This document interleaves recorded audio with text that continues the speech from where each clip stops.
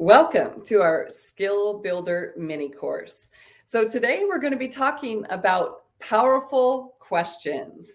So what does that even mean? I mean, as a construction manager, doesn't it irritate you when everyone has all of these questions all of the time? Why is this happening? Why isn't this getting done? Now, in the work that we're going to be looking at, those would not be considered powerful questions. We want to be able to present questions in a way that is able to stimulate, motivate, and inspire individuals to want to just flow with information for us. And so, understanding the power of questions is going to be critical in your effective communication, your team building, and your art of negotiation. And so let's go ahead and jump into the powerful question perspective.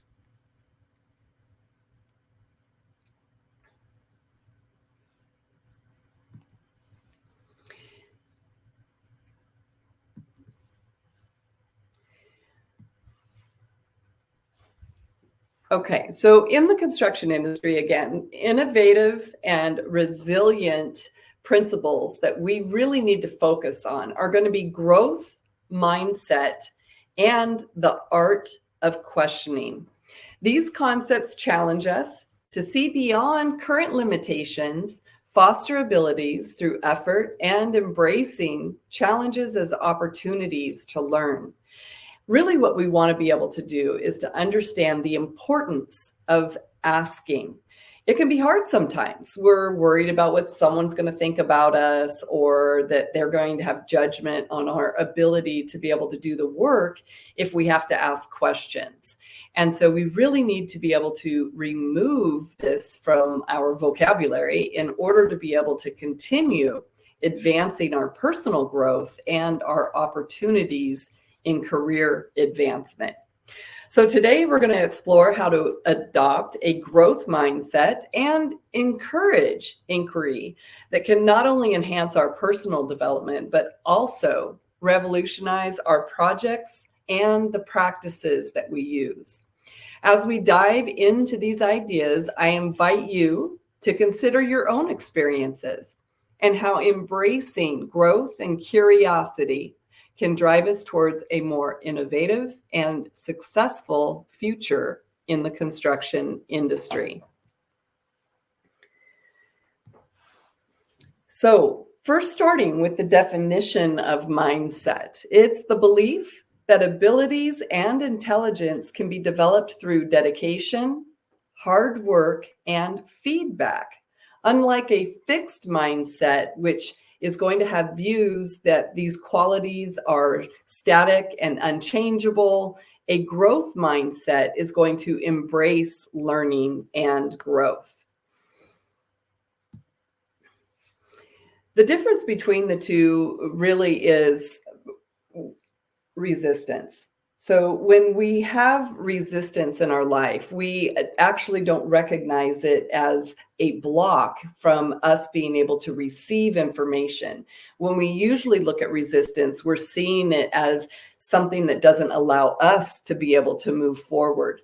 But we're constantly pulling information and energy towards us based on our own personal attitude, our own personal characteristics, and how we see things in the world. So by being able to recognize the difference between a fixed mindset and a growth mindset allows you to first work on yourself, but then to know how to engage with other team members who might be a little bit more solid in their thinking and not want to move off of a certain point. Instead of being able to recognize that we all have a valuable perspective and that we can learn a little bit from everyone, even if it is learning that we don't want to do that anymore. So going in with a growth mindset of appreciating the opportunity to being able to learn something new is going to be really important. Part of what we can understand the difference between a fixed mindset and a growth mindset is curiosity. So if you remember looking back as a child, we were curious about everything. We were jumping off of the couch to see how far we could jump or how high we could jump. And our parents were there to protect us. No, don't do that. Don't jump from there. Don't break your arm. Don't do this. And without realizing it, they started implementing boundaries that we used as points of understanding protection measures. And so when our parents were telling us, no, no, no, they were actually developing a resistance that kept us within a certain bubble based on our personal experiences that we've gone through in life. So it took away some of the curiosity of a child questioning because we didn't want to irritate someone or we didn't want to frustrate them. And so if we can look back and recognize that now as adults, we can use the intelligence of our adulthood to understand when that questioning has gone to a point where it is frustrating someone, and instead be able to use that as an opportunity of growth and continue looking for different perspectives or different answers. In professional development, it's really going to be able to benefit us in enhancing our viewing of challenges and different things that we want to be able to grow into. But this uncomfortability of being in an area that's unfamiliar often is going to cause us to want to stop growing and stop searching. And so having a growth mindset and an understanding that we are in a safe place while we're in our learning, then it allows us to be able to handle that uncomfortability long enough for us to be comfortable with it so that we can use it as a stepping stone to move to the next level of our growth. It encourages continuous learning and adaptability. It's crucial in the ever-evolving construction industry. We always have to be able to keep an open mind and learn the new technologies that are available, the different means and methods of how we're going to be doing things. And so being able to keep that growth or open mindset is going to be huge. And then it's going to foster a culture of feedback and constructive criticism. So it's going to help others on your team be able to improve and develop themselves. And, always remember that when someone is asking you a question, I know for me, often in the construction industry, when I ask a question, it often is received with a resistance or a defensiveness. And so I have to look at, is it the way that I asked the question that caused that to be defensive, or is that something going on with that person? And so recognizing your own accountability and responsibility in the situation so that you can heal that and be able to rephrase your question, but also recognizing that when someone is asking you a question, it's because they respect your knowledge and they're trying to lean on your experience in order to be able to evolve and elevate their experience. And so don't be frustrated or defensive. Be appreciative that this person thinks enough of me and my knowledge that they're asking these questions. When we're cultivating a growth mindset, we're going to do so through self-reflection and acknowledge areas for improvement. So one of the examples that I like to give is often when we're improving, we are usually going to the path of the least resistance. So we're going where the open door is. And we may not even really realize it, but that open door is an opportunity that's been presented to us. But it may not have been an opportunity that we intentionally saw as designing in alignment to where we want to be. So in that moment of decision making, of choosing, do I go through that open door or do I stay in focus of where I want to be going and how I want to align my future, is really, really an important decision. And so having the power of self-reflection and being able to, in that moment, carry awareness of, that's just an open door. That doesn't mean it's the right door for me. I intentionally want to go in this direction. So I'm intentionally looking for job opportunities and placement that is going to move me there. That self-reflection is going to be huge in streamlining and accelerating your education and your experience. We're going to want to view challenges as learning opportunities, not just these unsurmountable obstacles, these things. Oh my God, this happened again on the job site. What's going to go? Well, if it happened again, there's a reason. So now you need to evaluate the reason why it keeps happening and look at what you can learn from that challenge in order to be able to reestablish a new path to try it differently. That's not to say that the second time it's not going to fail also, but at least you'll know 2 ways not to ever do it again. Okay. So making sure that you use those challenges as learning opportunities is going to be very important. We're going to seek feedback actively and use it as a tool for growth. Now, this is always a hard one because a lot of times when people give us feedback, we take it on as a personal criticism or as a personal reflection of what and how we do things. And what we need to recognize is that, some people might mean it personal, but if they're doing that as a personal attack, then that person probably has their own problems that they need to resolve. Usually it's that they don't know how to communicate it appropriately. And so it comes out the way that their mind is organizing it. And so it's not even that they're really personally addressing it towards us. It's just that is their communication style. And so in order for us to be able to learn from it, we can't absorb taking on the judgment and the personal aspect of it. We just need to look at it as an opportunity for growth in constructive criticism that is going to be able to move us in establishing a better way to do things. And then my favorite is celebrate your effort and progress. So not just the end results, right? We need to be giving ourselves kudos through the entire process of knowing and understanding. And in teaching and in education, we really call this associative learning or association. So when I reward myself for doing something that I had done good, it imprints within my particular thinking patterns and the way that I learn. So it actually improves your retention and allows you to be able to build on top of that as your foundation and your base, and continue being able to increase your vertical building of your personal growth and knowledge. And so whoops, sorry about that, my slide. So understanding and applying a growth mindset in the construction industry can lead to significant personal and professional growth, which is going to encourage resilience and continuous improvement and proactive approach to challenges.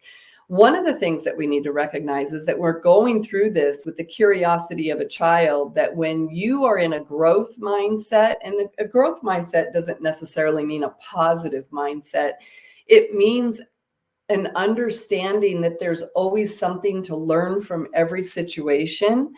That ability, which needs to be practiced, the same as we have to lift weights in the gym or we have to run to improve our lungs, we have to practice intentional learning for our brain to be able to pick up on it and do it smoother and more fluent and faster, and then hold retention longer. And so being able to just include this in both our life and our career, in understanding the combination of overall wellness of our person.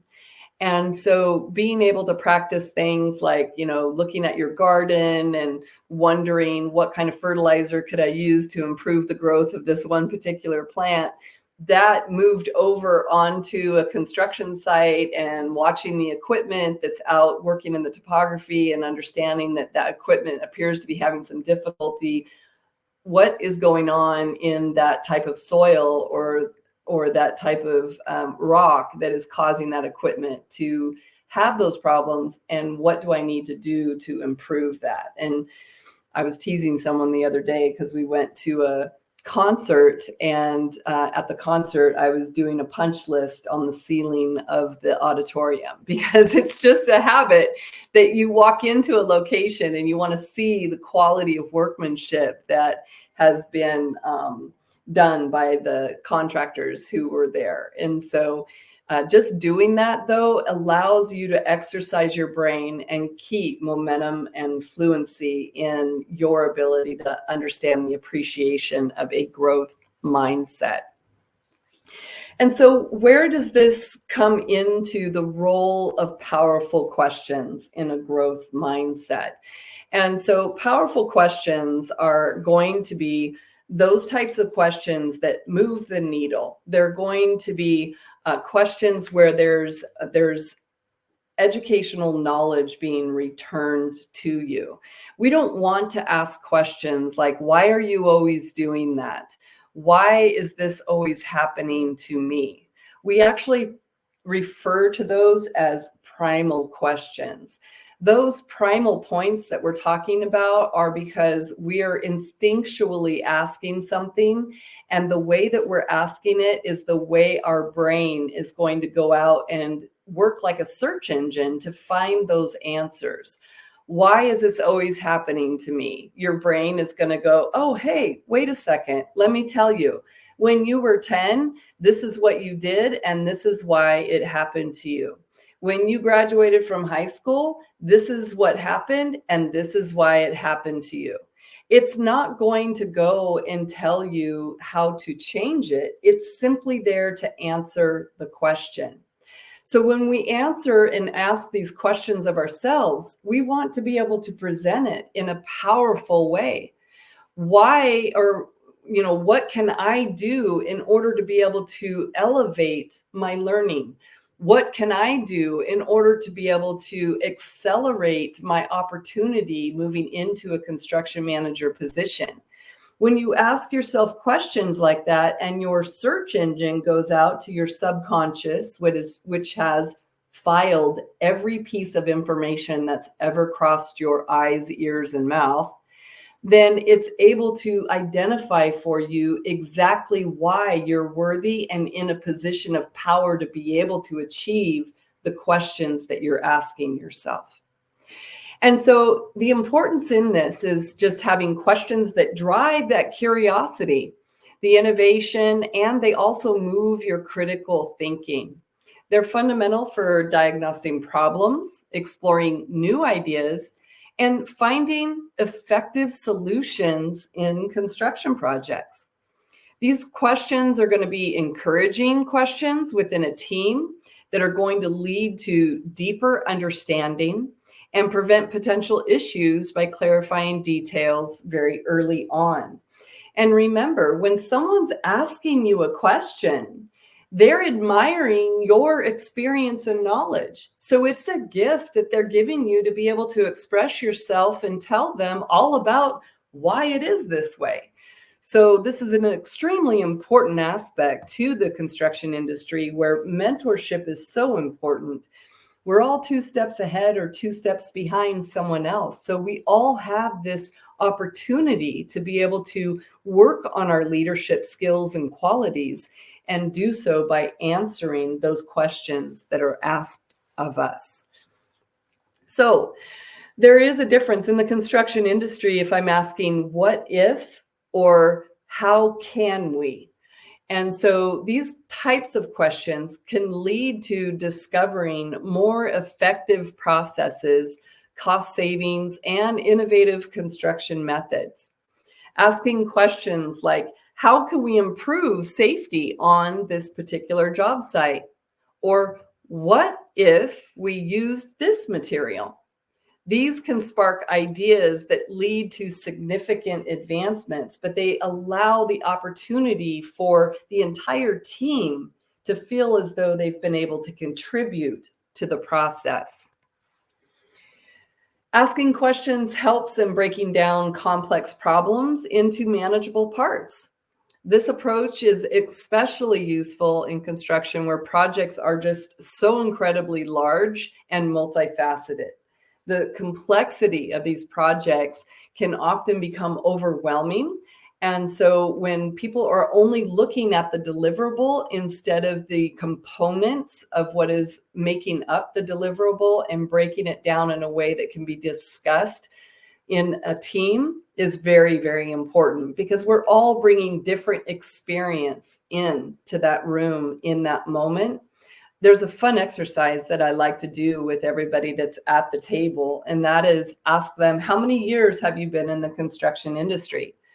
And so we'll go around the room and one person will say 5 years and the other person will say 10 years. And then one person will have 20 years or 30 years.